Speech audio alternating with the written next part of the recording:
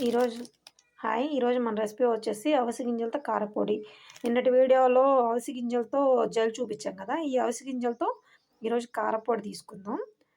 Food ఐటెమ్‌లో ఎలాగైనా ఇచ్చుకోవచ్చు. కానీ అన్నిట్లో ఇవ్వలేము. ఇది ఒక కారపొడి రూపంలో అయితే ఇడ్లీలోకైనా, దోసల్లోకైనా లేదా ఫుడ్‌లో తీసుకున్న నెయ్యితో కలిపి ఆర్గాన్స్ అన్నిటికైతే వెళ్ళిపోతది. ఇది ఎలా చేయాలో చూపిస్తాను ప్రాసెసు. వచ్చేసి అవిసె గింజలు. వీటిని కొంచెం ఎక్కువగా తీసుకుంటాను. ఎండుమిర్చి, కరివేపాకు, జీరా, వచ్చేసి ధనియాలు, వెల్లుల్లి, చింతపండు, ఇదొచ్చేసి కల్లుప్పు. ఇవి కొలతలంటూ ప్రత్యేకంగా ఏం లేదు. కొంచెం అవిసె గింజలనే ఎక్కువ తీసుకొని చేద్దాము. లేదు మాకిలా అర్థం కాదు, కొలతల రూపంలోనే కావాలి అనుకుంటే ఇదొక హాఫ్ గిద్ద వరకు ఉంటుంది జీరా. చూసారు కదా! ఈ గ్లాస్‌తో ఒక గ్లాస్ అయితే తీసుకున్నాను. అదే కప్పుతో ధనియాలైతే ఒక గ్లాస్ తీసుకున్నాను. ఇంకా ఎక్కువ కావాలి అనుకుంటే తీసుకోవచ్చు. వీటి వల్ల అరుగుదలే గానీ నష్టమైతే ఏం లేదు. కాకపోతే నేను అవిసె గింజలు ఎక్కువ వాడాలనుకుంటున్నాను. సేమ్ అదే కొలతతో కాకుండా కరివేపాకైతే ఒక గుప్పెడ వరకు తీసుకున్నాను బాగా. చూసారు కదా! కరివేపాకు కూడా ఆరోగ్యానికి ఎంత మంచిదో తెలిసిన విషయమే కదా! చూసారు కదా! మెయిన్ అవిసె గింజలు. నేను అవిసె గింజలనే ఎక్కువ తీసుకుంటున్నాను. ఇవి వచ్చేసి 2 గిద్దల వరకు ఉంటాయి. ఈ మడి ఇంకో 2 గిద్దలు. మొత్తం కలిపి 4 గిద్దలు. కేజీ క్వాంటిటీలోకి వచ్చేసి హాఫ్ కేజీ వరకు అయితే వస్తాయి. సాల్ట్ వచ్చేసి ఒక గిద్ద వరకు తీసుకున్నాను. చింతపండు వచ్చేసి ఒక 20 గ్రామ్స్ వరకు. వెల్లుల్లి వచ్చేసి ఇది ఒక 200 గ్రాములు ఉండొచ్చు. ఇవన్నీ టేస్ట్ కోసమే. ఎండుమిర్చి వచ్చేసి ఒక హాఫ్ కేజీ వరకు ఉంటాయి. చూసారు కదా! ఇప్పుడు ఇవన్నీ వేయించేసి పెట్టేసుకుందాం. చూసారు కదా! ఈ అవిసె గింజలనైతే వేయించి పెట్టాను.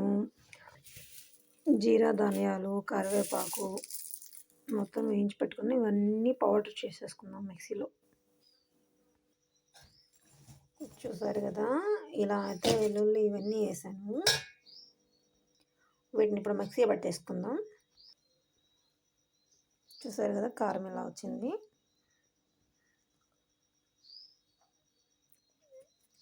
ఉప్పు, పులుపు అన్నీ కారం చూడటానికైతే చాలా బాగుంది. తింటున్నా కూడా టేస్ట్ బాగుంది. చూస్తున్నారు కదా! పొడి అయితే ఇలా వచ్చింది. కారం కదా, తింటే వేడి వస్తుందేమో, అది వస్తుంది, ఇది వస్తుందని బాధపడాల్సిన అవసరం లేదు. మనకి హెల్తీ ఫుడ్ అయినప్పుడు ఏదో ఒక రూపంలో బాడీకి తీసుకోవడంలో తప్పులేదు. ఇది డైరెక్ట్ తినలేకపోతున్నాం అనుకున్నారు, ఫుడ్‌లో 2 ముద్దల్లో కొంచెం పొడేసేసుకొని, కొంచెం నెయ్యేసుకొని తినేసేయండి. చాలా టేస్టీగా అండ్ బాగుంటుంది.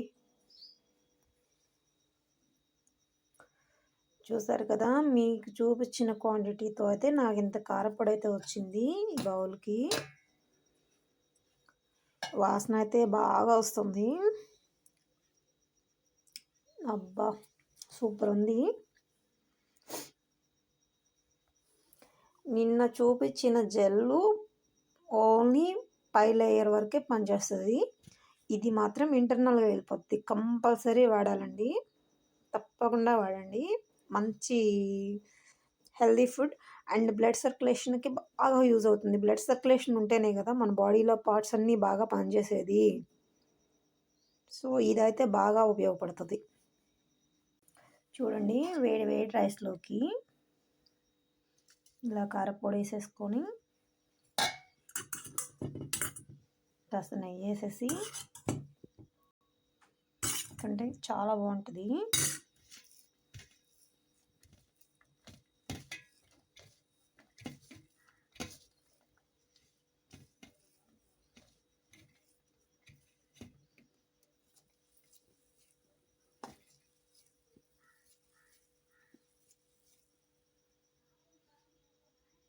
ఇంకా హెవీగా థిక్‌గా కావాలనుకున్న వాళ్ళు ఇంకొంచెం నిండుగా అయితే కలుపుకోవచ్చు. నేనైతే ఇంతవరకే తీసుకోగలిగాను.